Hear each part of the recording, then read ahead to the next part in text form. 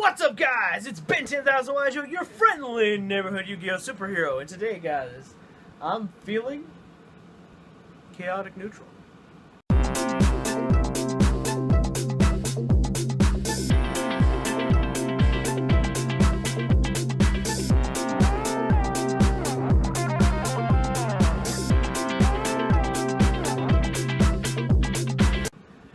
Yeah, I know, it's a corny D&D joke. Anyway, guys, the reason why I made the comment I'm feeling chaotic neutral is because today's video, if you haven't guessed by the title already, is Twilightsworn. So we're kind of going into the dark side of Lightsworn.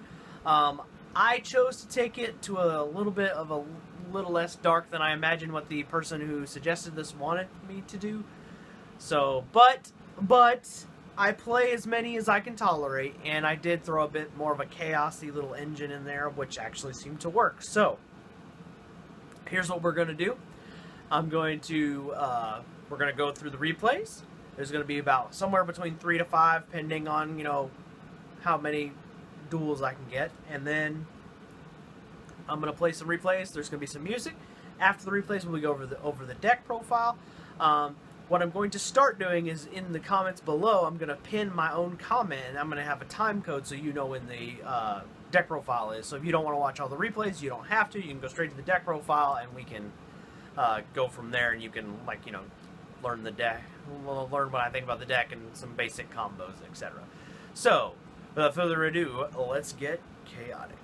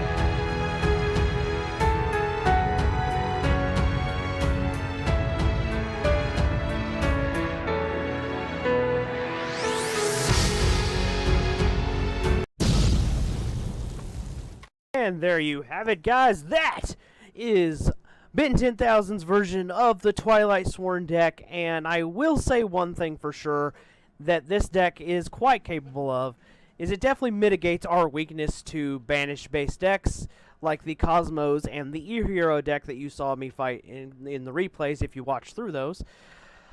Essentially, Lumina allowed us to get out of the issues we were going to have with the Dark Law, and Lila allowed us to get past the Cosmo player. So, essentially, I mean, and there is something to be said, this extra deck could be improved, for sure, but I think the main deck is pretty solid. There's only a handful of times where I bricked, and mostly because of this SOB, but he's always a brick. It doesn't matter what version of Lightsworn you play. If you open up with Wolf and no way to put him in the graveyard, it's a brick. Period. However, if you find a way to put him in the graveyard via something like Twin Twisters here, well, we can at least make something with, like, you know, another level 4 normal summon and a Collapse Serpent or something along those lines. Hydralander was actually pretty useful because we're not playing a whole lot of, like, copies of, excuse me. We are playing a few copies of monsters, but the point is with Fairy Tale Snow, it makes it to where these copies aren't as prevalent in the graveyard, if that makes any sense.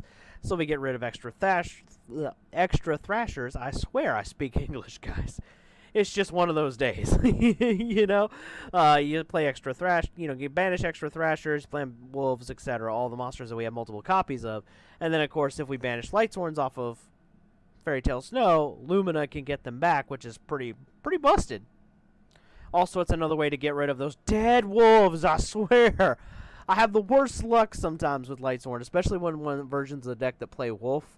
It's like they all want to come to my hand at the same time, and it's like, 1 is okay. 1 is okay. 2 is too much. Ugh. But yes, and you can actually shift things around. I just threw in the Chaos Dragons because, like, to be honest with you, I don't like a whole lot of the Twilightsworns, so I played the ones that I thought were the best. I played Raikou, Lumina, Lila. Those are the 3 that are the best out of the current Twilightsworns roster.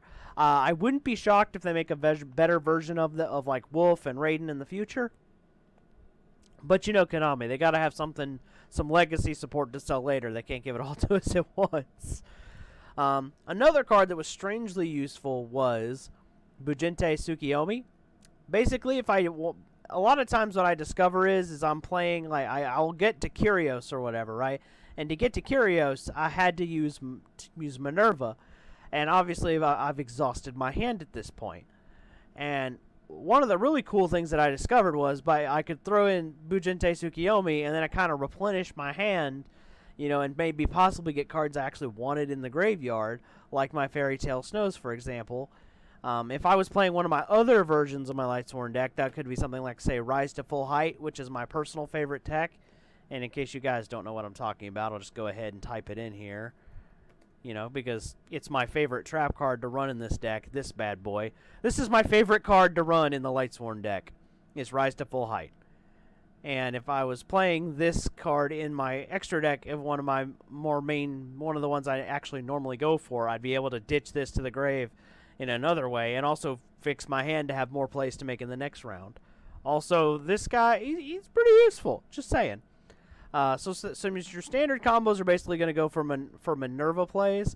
A lot of the times I was able to get to Kyrios fairly easy. You know, between Fairy Tale, Thrasher, and Wolf, I usually could get to, you know, Kyrios and maybe make something else. If you open up Soul Charge, you've opened up the nuts. One of the cool things about this version of the deck is we actually are playing Allure of Darkness and Solar Recharge. We're only playing 2 and 2 because the truth is, like, I think we have close to the same. We definitely have more Lightsworn targets, but with the Dark Lightsworns and then, of course, the Collapse Serpents and the Hydralander, we have a really close amount of the same, like, draw targets. So I went for both. Plus, we also benefit from having banished Lightsworns now, thanks to Lumina. So I really enjoyed this. This isn't exactly my style. Admittedly, the Twilightsworn deck is just not my cup of tea. But I definitely see the appeal. Like, the only one that I use is Lila, and it's the only one I ever went after because I'm like, oh, okay, I could easily banish a Lightsworn from the grave to destroy a spell or trap card, which it's vitally important that you do this. This is practically like having, you know, another quick effect that you can use on your opponent's turn. You know what I mean? It's just another one of those, and we always need disruption or negation, and sometimes either or is good.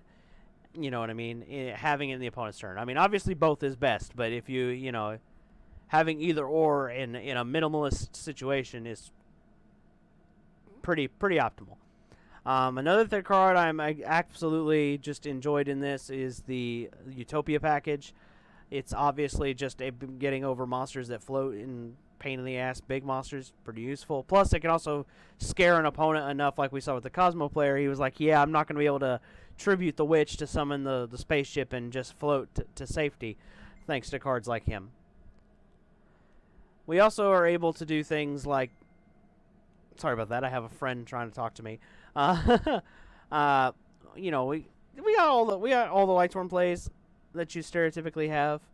Plus, you know, a lot of Link plays, which that I'm notorious for doing. The Space Insulator with Trisbania. You can thank Imcol40 for that one. I also can do the same thing with Fairy Tale Snow.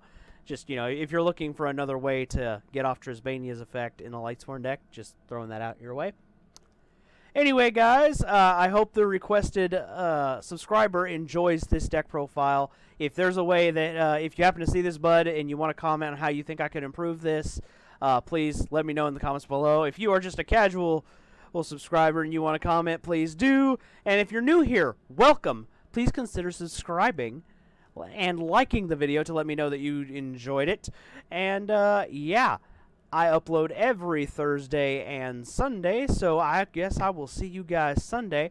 And, yeah. This has been 10,000, your friendly neighborhood Yu-Gi-Oh! Superhero, and I'm signing off. Peace, guys.